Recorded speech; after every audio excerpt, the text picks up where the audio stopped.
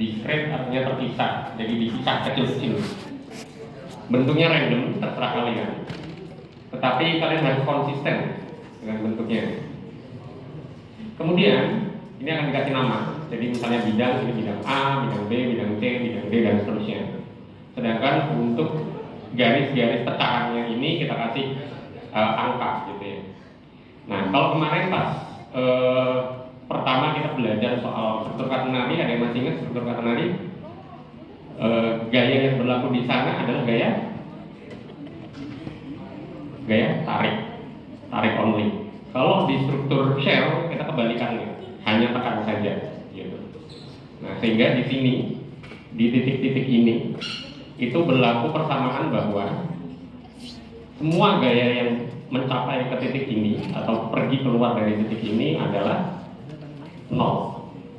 Sekali lagi, ketika kita pakai DNA, masing-masing titik-titik dari pecahan shell tadi kita menganggap itu bahwa gaya yang berlaku di sini adalah 0. Gitu ya. Sampai di sini ada pertanyaan dulu. Oke. Nah, kemudian berikutnya adalah kalau kemarin kita bikin Cremona, kita punya bentuk trustnya, kemudian kita gambar bentuk gayanya. Sama, di sini pun juga kita punya bentuk shellnya, terus kita gambar diagram gayanya. Diagram gayanya untuk bidang, ini bidang A, itu bisa kita ubah menjadi titik pertemuan dari gaya. Di sini dinotasikan sebagai A kecil.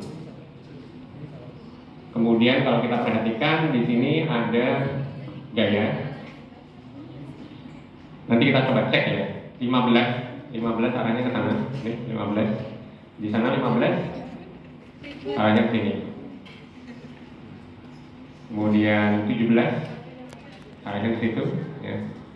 Gaya dekat dengan 17 juga ada arah ke situ. Dan seterusnya gitu ya. Sampai dia nutup. Sampai dia ketemu titik di sini, sampai gayanya ini ketemu ke titik awal lagi. Jadi prinsipnya sebenarnya kurang lebih mirip seperti Cremona yang kalian buat, tetapi dilakukan di 3 dimensional. Nah, sebagai catatannya, kalau di DNA nanti yang perlu dicek adalah ada satu bagian yang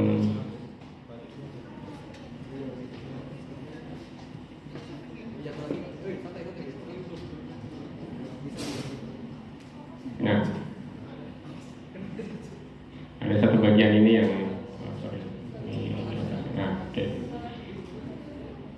Jadi di TNA proses ini agak sedikit dibalik gitu ya. Jadi kalau kesetimbangan gaya tadi adalah kalian menyusun gayanya kembali ke 0, maka di TNA tadi nanti kita akan merubah supaya ketika kalian punya satu komponen di script itu, satu segmen ini misalnya yang merah di situ, kita akan ubah posisinya menjadi posisi yang tegak lurus dengan itu, gitu ya. Notice bahwa di sini,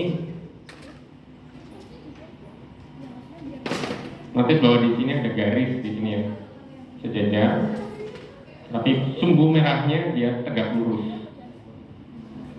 Nah, komputer nanti akan secara otomatis menghitung posisi ketika ini tegak lurus itu artinya setimbang. Gitu ya. Jadi dia akan merubah posisi yang tadinya seperti itu menjadi yang ini. Nah, jadi notice bahwa sudut yang berlaku di situ adalah sudut siku dengan sudut 90 derajat. Nah, kita nggak mengajarkan yang detail by detail setiap segmen kayak gimana. Kita akan langsung masuk ke TNA-nya. Jadi silakan siapkan Rhino-nya. Silakan masuk ke Rhino. Kemudian step 1, sebelum kita memulai segala sesuatu, pastikan kalian mempunyai toolbar ini. Toolbar RV2. Mungkin kebetulan di punya aku posisinya ada di sini. Silakan dicek, ada yang belum punya toolbar ini. Adakah yang belum memperoleh toolbar seperti ini? Sudah dapat? Oke. Kalau sudah dapat, silahkan diklik tombol initialize dulu. Jadi tolong dihidupkan Rhino off-nya. Jadi diklik yang ini.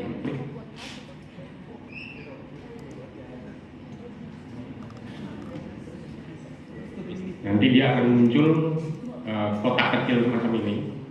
Kemudian tinggal pilih yes gitu aja. Jadi sekali lagi RP2 ini terus nanti muncul kotak kecil di yes. Sudah? Sudah? Sudah? Oke. Kita akan melakukan percobaan yang pertama gitu ya. Jadi kita akan ambil case yang paling simpel dulu. Jadi idenya adalah bagaimana kita menyambungkan antara model fisik yang tadi kita sudah buat ke digital gitu ya. Jadi kalau kalian sudah punya model di fisiknya ini bisa diukur gitu ya. Nah, step 1 untuk memulai adalah kita harus membuat form atau bentuk dasarnya. Ada beberapa cara di sini. Aku akan menggunakan cara yang pertama menggunakan mesh. Di sini ada mesh tool. Kemudian aku akan menggunakan mesh plane. Nah, di sini. Mesh plane. Kemudian ingat tadi bentuk dasar kainnya adalah ukurannya 50 kali 50. Jadi ini aku akan bikin simple aja supaya kira-kira bisa 50 kali 50. Nah, ini 50 kali 50.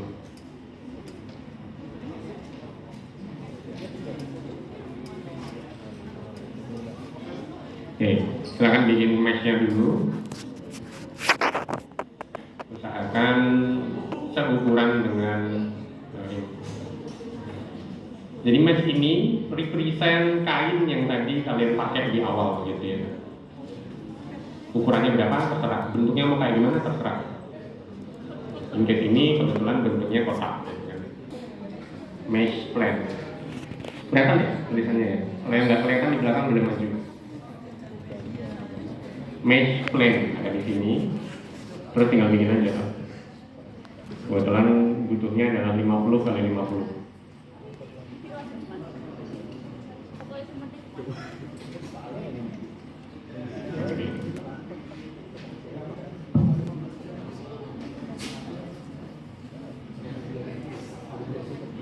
Sudah? Sudah? Sudah ya? Oke. Next, berikutnya adalah kita akan ngasih tahu jadi ini sudah ada di Rhino, tapi Rhinovault belum tahu bahwa ini akan menjadi bentuk dasar dari vault kita. Nah, kita harus ngasih tahu ke Rhinovault dengan cara mengklik di sini ada tulisan Create Pattern. Jadi ada tulisan Create Pattern di sini, itu bisa diklik. Kemudian kalau kita mengikuti tulisan di sini Create Pattern, ada beberapa pilihan. Kebetulan karena tadi kita pakai mesh, maka kita pilih yang From Mesh. Select one mesh, ditanya meshnya adalah yang ini. Kalau ada error nggak, biarin aja.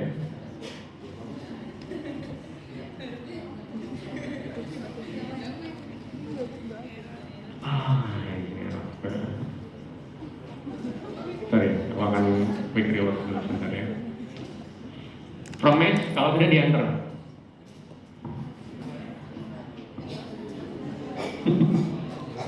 From mesh, select one mesh, meshnya adalah yang ini. Sehingga kita akan mendapatkan subdivision seperti ini. Sudah? Nah, ada yang mau ngasih pendapat nggak? Titik-titik yang di sana itu merepresent apa? Apa? Salah. Bukan titik beban, bukan arah gaya. Titik-titik di sini represent apa?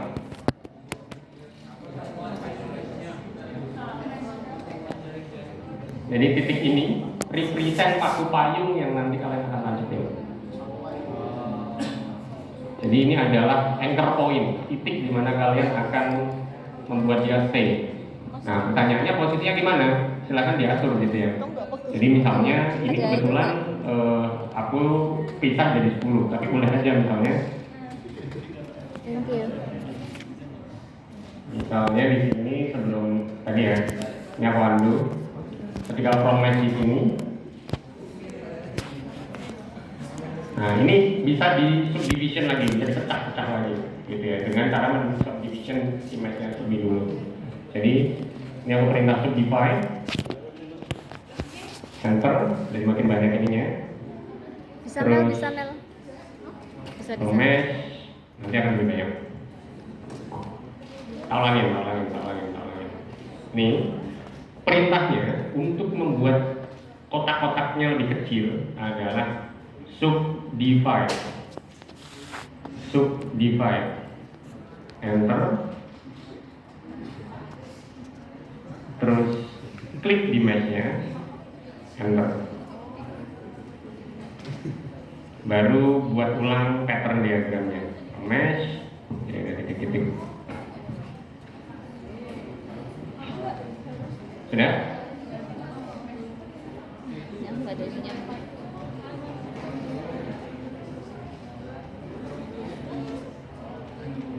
Sudah? Oke, lanjut. Berikutnya yang perlu kita lakukan adalah kita sudah tahu titik warna putih yang potensial untuk kita colokin si paku payung. Pertanyaannya, titik mana yang akan kita pilih gitu kan.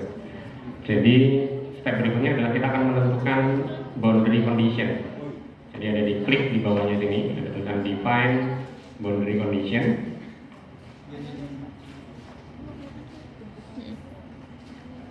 Kemudian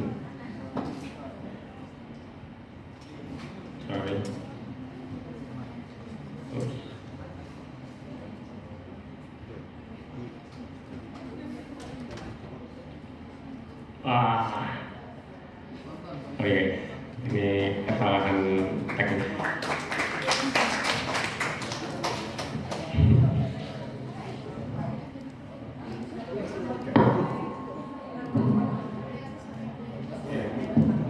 Sudah ini langsung diklik titik mana yang mau kalian jadikan sebagai tumpuan. Jadi tinggal di select titik-titik warna putihnya yang tadi. Tergantung ininya, tergantung ini percobaannya. Bisa 5.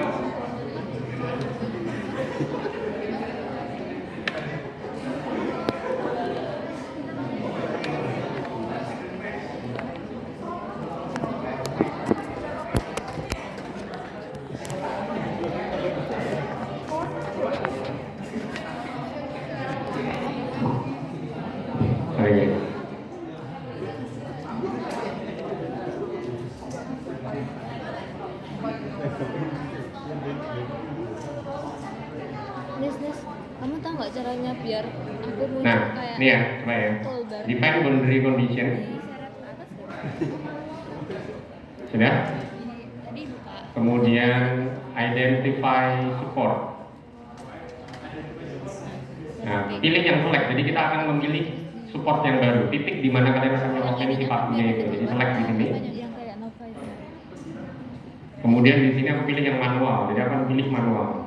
Misalnya tadi di percobaan kita pakainya di ujung. Jadi aku akan pilih 1, 2, 3, 4. Jadi pilihlah titik lokasi di mana kamu akan naruh si paku payungnya itu. Kalau sudah di enter. Sehingga di sini warnanya akan berubah jadi warna merah.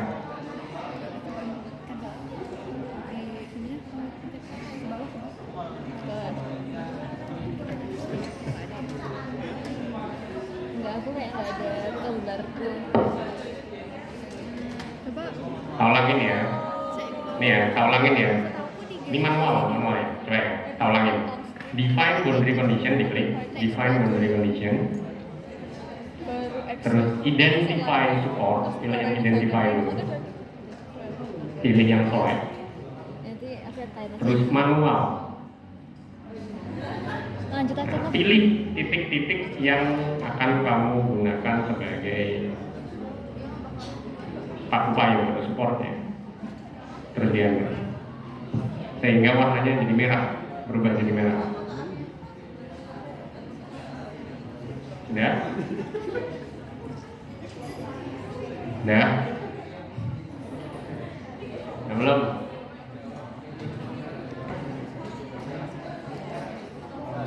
Udah? Udah? Aku lihat kalian aja. Aku liatin aja. Oke, udah ya. Warnanya harusnya titik yang terselect untuk dijadikan tempat paku payung warnanya merah. Ini represent tadi ketika kalian mandai pakai pulpen gitu ya. Kalau sudah, lakukan update boundaries. Jadi pilihlah tulisan yang update boundaries di sini. Jadi ketika teman-teman memilih update boundaries, yang terjadi adalah di sini akan muncul yang namanya seg, SAG, seg.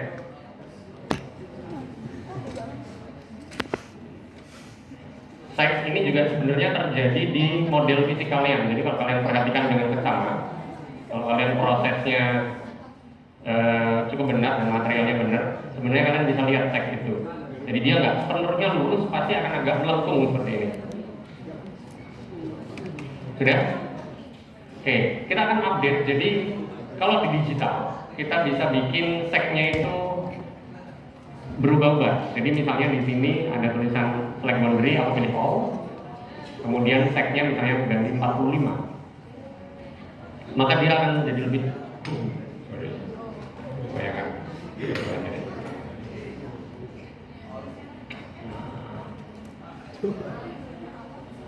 Yuk. Update boundaries yang ini tadi, kamu pencet define boundary condition, terus update boundaries.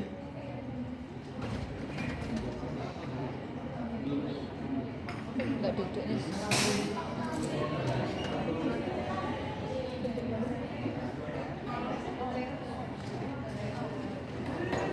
Sudah? Harusnya kalian akan mendapatkan bentuknya agak melengkung sedikit di sini untuk opening. Udah ya? Oke. Apa? Melengkung banget ya, nggak apa-apa. Nggak ada masalah dengan itu. Oke, sudah ya? Kalau sudah, ini akan aku lanjutkan. Jadi bentuk dasarnya sudah, nah kita akan bilang ke komputer, oke, lanjutkan buatlah diagram bentuknya. Jadi di sini aku akan mengklik create form diagram yang warnanya hijau di bawahnya. Jadi pastikan semua perintah sudah selesai dulu. Ini aku pencet escape dulu, terus create form diagram. Sehingga nanti kalau kalian akan dapetin ini.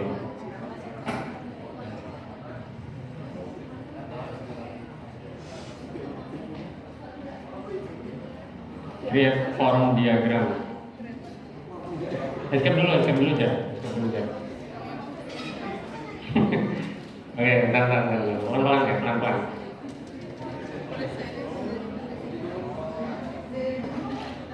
Guys, kalau misalnya kalian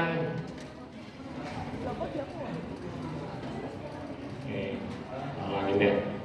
Misalnya tadi masih kayak gini, masih ada angka-angkanya kayak gini, ya. Pastikan kalian pencet escape dulu, selesaikan dulu perintah itu sampai angka-angkanya tadi hilang.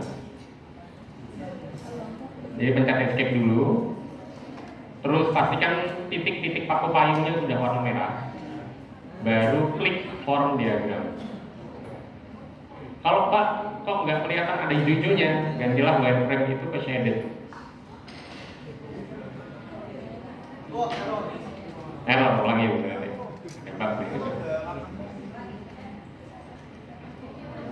Yang error sayangnya RP belum terlalu stabil. Pak Agus baru mencoba yang RP 3, semoga itu lebih stabil.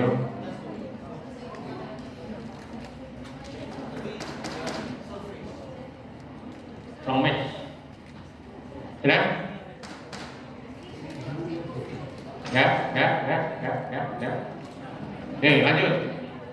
Berikutnya kita akan bikin diagram yang tadi. Jadi kalau di contoh yang tadi kita punya diagram gitu ya. Jadi ada benda, terus ada diagramnya. Kita akan bilang ke komputer tolong bikinin diagramnya. Diagramnya ada di sini di bawahnya. Create force diagram. Tinggal diklik.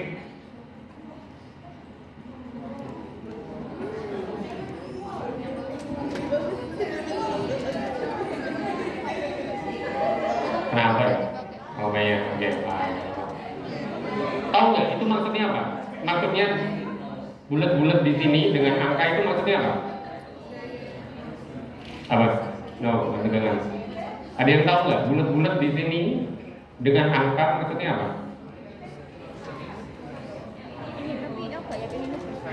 Jadi kalau kita perhatikan, jadi mohon perhatian ya. Jadi kalau kita perhatikan di sini tuh ada bulat-bulat dengan angka. Itu menunjukkan bahwa area tersebut, nih ya, rulesnya tadi, dia harus tegak lurus. Lihat ya, dia harus tegak lurus. Nah, kalau misalnya dia masih geser, kayak contohnya di sini. Nah, notice bahwa yang di sini agak serong dikit kan, serong dikit. Serong dikit itu direpresentasikan ke situ, artinya dia belum setimbang, perhitungannya belum sampai 0, dan ditunjukkan dengan angka-angka itu. Jadi angka itu adalah persentase seberapa miring dia terhadap siku-sikunya. Semakin tinggi angkanya berarti semakin nggak setimbang gitu ya. Semakin pendek, semakin baik. Kalau bisa idealnya adalah kosong kayak gini. Itu artinya di sini sudah setimbang perhitungannya. Kalau yang masih kayak gini, ini berarti masih belum ketemu setimbangnya. Gitu ya. Oke, lanjut. Nah, berikutnya adalah kita akan bilang ke komputer tolong hitunglah kesetimbangannya gitu ya dari form diagram ini.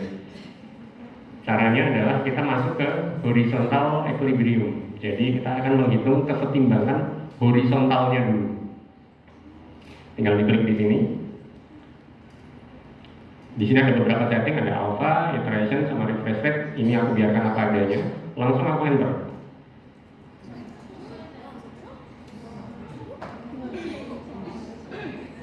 Maka bentuk force diagram kalian akan berubah untuk menghitung posisi kesetimbangan yang baru.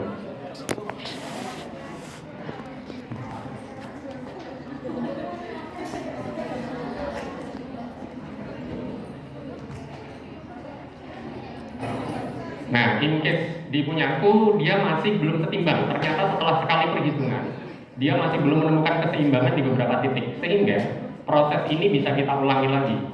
Jadi aku klik lagi horizontal equilibrium, langsung aku enter lagi sampai hilang semuanya. Jadi klik horizontal equilibrium, lakukan itu sampai sebisa mungkin semuanya sudah ketemu setimbangnya. Kalau setimbang artinya di situ nggak muncul tanda angka-angka itu tadi, perhitungannya sudah benar. Sudah?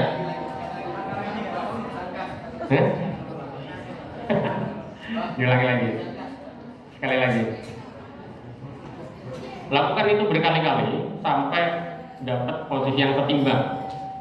Idealnya setimbang adalah kosong, nggak ada gaya yang tidak tegak lurus. Sudah? Yes. Diulang lagi. Tetap nggak bisa, berarti ada sesuatu yang salah di topologi kamu. Bentuknya salah.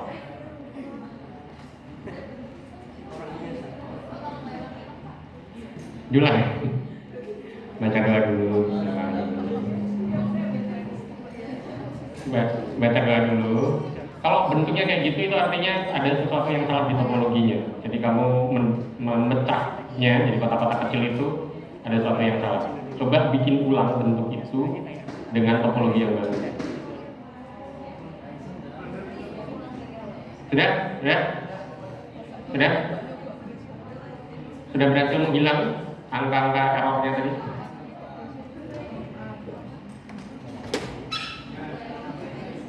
Oke, kalau sudah, berikutnya terakhir di sini ada vertical equilibrium.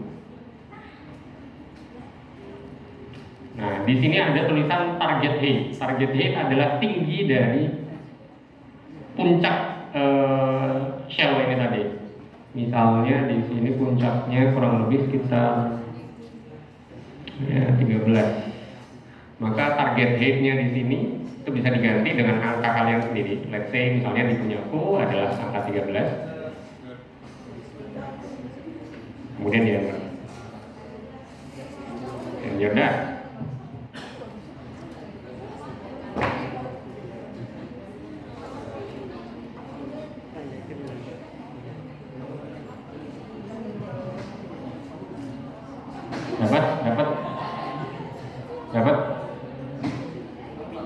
target A, kita masukin angka. Angka adalah angka puncak dari ininya. Terus coba dicek hasilnya. Idealnya bentuk kurvatur yang kalian dapatkan di digital itu harusnya sama dengan yang digital idealnya. Tapi di case kami, contohnya ini, karena ini kita nggak bener-bener sampai pojok 50-nya, ya bentuknya beda. Gitu ya. Tapi idealnya harusnya bentuknya beda. Yuk, pertanyaan.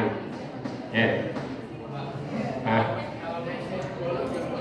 ya tinggal bolongin aja tuh mas.